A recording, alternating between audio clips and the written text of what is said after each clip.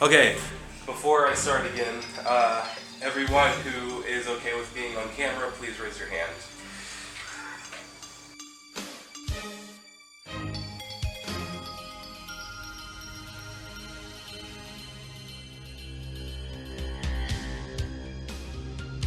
If you like red, please just stand up right now. Make as much noise as you want. Woo! Now, if you like blue, stand up and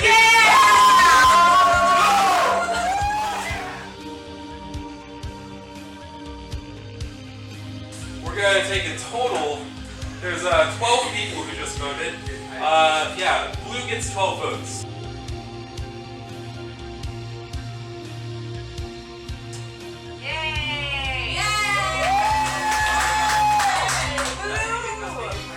Right? Nobody voted for red, right? No, not. Wait, you did? Sure. Yeah. Oh, wow, that's weird. Because everybody else voted for blue and they had the majority, so obviously you voted for blue, right? No. That's kind of just how it works. Okay. If you don't like this system, raise your hands. Oh. That's really weird, because that's a system we use to elect our president. Ooh. And you might be wondering how we use this tactic to elect a president. Well, 48 out of 50 states use this to allot electoral votes to each presidential candidate. It's a winner-take-all process. So a majority of people in places like here in Columbia or here in Fort Mill that vote democratically don't matter. What happens is South Carolina says, hey, this is our population. And so by that population, South Carolina gets a certain number of electoral votes. A good proportion of people in South Carolina vote Democratic. In fact, in the last election between Barack Obama and Mitt Romney, 4 of the electoral votes would have gone to Barack Obama, but instead all 9 went to Mitt Romney. And it's not just an issue in South Carolina. Over in California, 20 of the electoral votes would have gone to Mitt Romney, but instead all 55 went to Barack Obama. It's taking people and saying, hey, this person is in my population, therefore I get another vote for the president, but then using the vote against that person. The winner-take-all system doesn't only cut people out from having their votes matter in the election, it also creates swing states. Swing states are states that can kind of flip-flop on the way they vote during elections and voting season. So, for instance, say Florida one year can be Republican, but the next year it can be Democratic just as easily. Because of these swing states, it's estimated that in recent elections, 80% of votes don't matter. Candidates spend most of their time on these swing states because they are the states that will push them to the victory. And if you think that's bad, let's talk about the actual Electoral College. Now, what is the Electoral College? In short, it's a group of people who vote for president.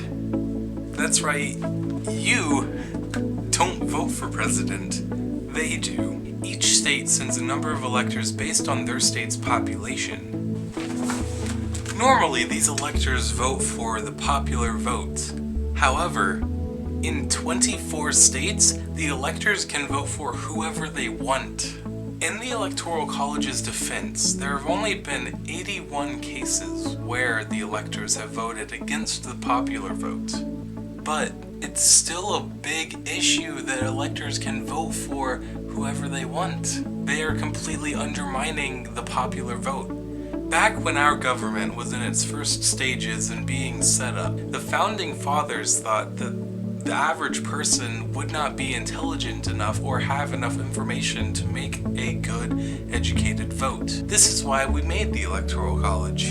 Unfortunately, this leads to today, where more and more people are educated and information travels faster than ever before, but we still don't get to vote for president.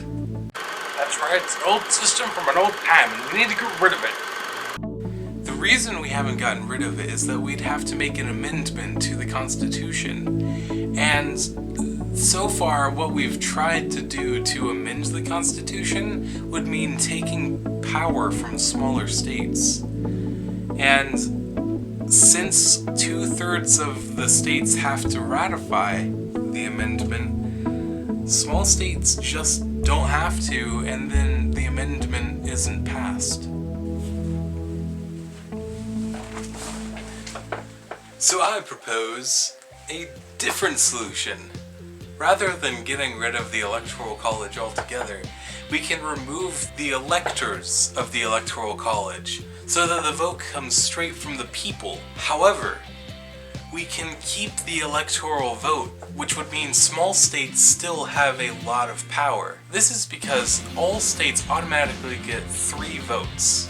Because the small states would still have power by retaining the electoral votes, they would have no reason to not ratify this amendment where everyone's votes can count.